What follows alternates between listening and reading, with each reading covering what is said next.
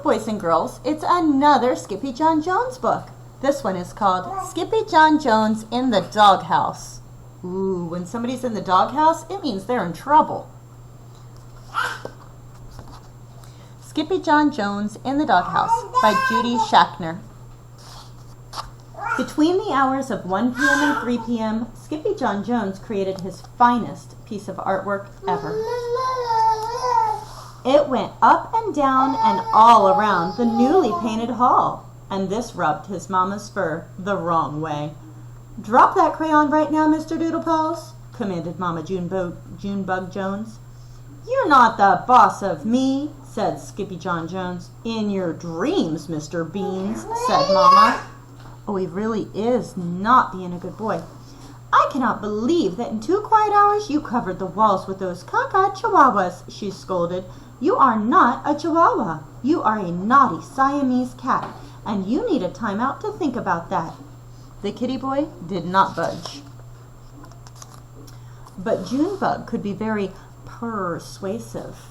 "If you think it more like a cat," she said, "Mama will catch a mouse big and fat. I'll dip it in butter and roll it in cheese. All you must do is think Siamese. And stay out of your closet, or you'll really be in the doghouse," she added, putting him in his room. In fact, Skippyjon Jones was thinking before Mama Junebug Jones even left. He was thinking of bouncing. "Doghouse," repeated Skippyjon Jones, beginning to bounce. First he bounced high, then he bounced low, pointing his rear to the chair down below. "Everyone knows from my big ears to my toes, I'm not a Siamese cat. I'm Skippyjon Jones, a chihuahua to my bones, and that's what I think about that." But he missed the chair and went careening into a pile of stuffed animals. "Holy jalapeno!" exclaimed Skippyjon Jones, pulling a bird from his ear. "The little bird says there is a babalito in the doghouse." Quicker than you can say, "Skippyjon Jones, Skippyjon Jones, Skippyjon Jones," the kitty boy climbed into his mask and cape. Then, using his very best Spanish accent, he began to sing. Okay, his very best Spanish accent is probably a lot like mine. It's not wonderful, but we just do our best and try.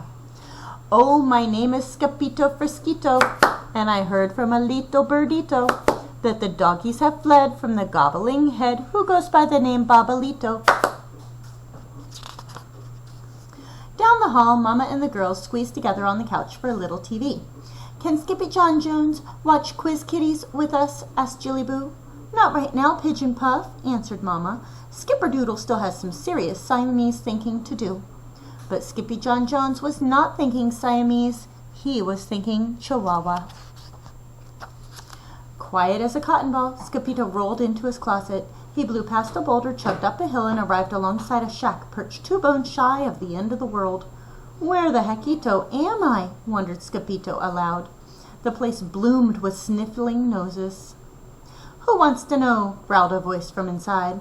"It is I, El Skippito Frisquito, the great sword fighter, the great bumbalito eater, the great fly defeater, the great spider biter, the greatest pocoparito of all," said Skippito. Suddenly a rope cut the air with a snappito and wrapped around his paw. "Whoa," said Skippito as he flew under the curtain and into the shack. The house was chock full of chihuahuas. They were cavorting in the cupboards and splashing in the sink. They were chilling in the ice cube trays and melting into drinks. And sitting right in the middle of the mayhem were his old amigos, los chimichangos. "Hola, Skippito," Don Diego, the biggest of the small ones, grinned. "We have been waiting for you, dude." "Si, Skippito," said Poquito Tito. "Yesterday morning when we left the house to buy some beans, and at night when we returned, a babalito was in la casa perrito." "Not in the little doghouse," exclaimed Skippito. "Uh-huh," said Poquito Tito. "He's a fanatica, and so dramatica, and he bobbles and nods in our attica." "Oh, he must be a pain in the sciatica," said Skippito. The sciatica is your lower back. "He's a yes man," added Don Diego, and then all of the doggies nodded. "Uh-huh, uh-huh, uh-huh, uh-huh." "A jumbalito pain," agreed Polka Dotito, "and you are just what the doctor ordered." This made the Puchitos feel so good that they all began to sing and dance. First you turn the music way up high, or way up loud, then you nod your head up and down, and wag your loco tail back and forth to the chimichanga rumba and the cha-cha-cha. Stop it! You are killing me, dudes, said Skippyjo. Enough of the monkey business, said Poquito Tito, as he pulled Skippyjo outside and over to a giant tortilla. Lie down and close your eyes, ordered Poquito Tito. ¿Por qué? Asked Skippyjo nervously. He wants to know, but why? Because, dude, said Poquito Tito, at 5 o'clock Abuelo Crespito will spit out the frijoles. Oh, not the beans again, said Skippyjo. At 5 bells, a chihuahua as old as Montezuma popped out of the holy bowler and...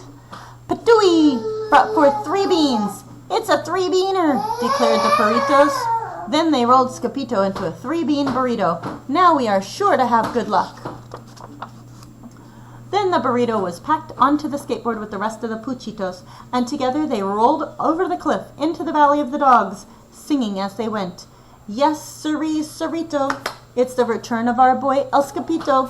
A bird in his ear said we needed him here. It's kaboom to the big babalito. Los chimichangos and the burrito flew into the town of Pato Pato Granzo, faster than a flea on a flying furball. To the right of the square stood La Casa Parrito.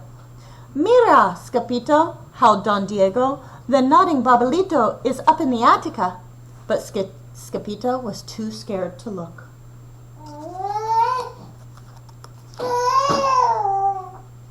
The Parritos did not give a hootito about Skippyjo's jitters. They just wanted the babalito out, and he was the dog for the job.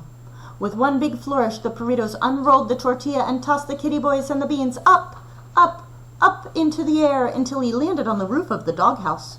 Go get him, Skippyjo, cried the Puchitos. Oh, Mamalita, cried Skippyjo, catching a glimpse of the hulking shadow of the babalito. Boingy, boingy, bouncy, pouncy. Skippyjo flashed his naughty monkey eyes and lunged straight for the head of the babalito. Yee-haw-yitos! Hollered Skippyjo as he took the ride of his life, and in no time flat the kitty boy brought down the babalito right down to size. And faster than you could say, chili-chewing chihuahuas, he grabbed the itty-bitty babalito and stuffed him into his pants. Lickety-splickety, rickety-tickety. Skippyjo rode the railing all the way down to the front door. And he bounced into the good night air, landing right in the middle of the fluffy white tortilla. Los chimichangos rolled Skippyjo up snug as a bug and began to chant, Muchas gracias, Skippy-Dippy-Dango. Bye, babalito, boogie-woogie tango. Muchos, puchos, ickety-sticky mango. Gozo bonzo, chimichango. One more time. And they carried the Parrito all the way back to his room. And with quiz kitties over, Mama Junebug directed her ears towards Skippyjon's very quiet room. Mused Mama, I wonder what he's up to. She told the girls to go and take a peek. He's all wrapped up in his old white blankie, said Jezebel. And he's talking to my itty-bitty kitty bobblehead, said Jujubee. Maybe he's thinking Siamese, added Jillyboo. Really? Asked Mama. Oh, he's such a little crumb cake. But Skippyjon Jones was not thinking Siamese. He was still thinking Chihuahua. Do you like mice and beans, Skippyjon? Asked the bobblehead. Then he touched the itty-bitty kitty's nose with the tip of his blanket, and the bobblehead just nodded. Uh-huh, uh-huh, uh-huh, uh-huh. Me too, said Skippyjon Jones. I hope you enjoyed this Skippyjon Jones book.